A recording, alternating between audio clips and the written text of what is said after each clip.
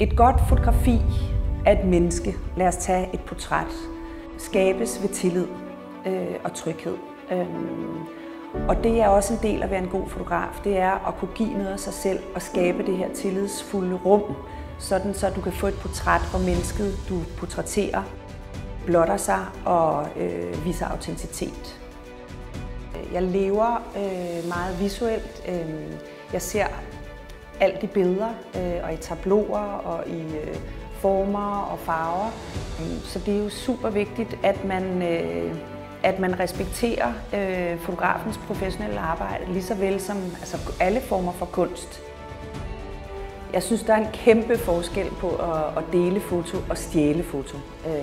Det at dele foto, det er jo en anerkendelse af ens arbejde, så længe at folk husker at tagge og skrive måske lidt om mig, så er det jo en anerkendelse af mit arbejde. Så det er bare go ahead, del meget gerne mine ting. Men at stjæle mine ting og bruge dem kommercielt, det bliver jeg vred over.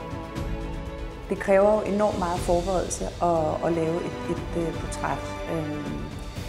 For eksempel når jeg fotograferer Elisabeth, den ukrainske danske pianist, så skal vi hjem til hende først, og jeg skal fotografere hendes hænder tæt på. Hendes flygel står fast, det kan vi ikke flytte. Jeg skal finde ud af, hvornår skal jeg skyde, hvor kommer lyset fra, hvornår er det smukkest, hvornår det er i skygge, hvornår det er i sol. Jeg har været i lære i 5 år som fotograf.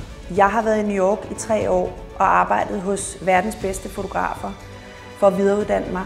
Jeg kommer hjem, jeg starter studie, jeg har knoklet i 30 år, derfor er det så forbandet, når mit arbejde bliver stjålet.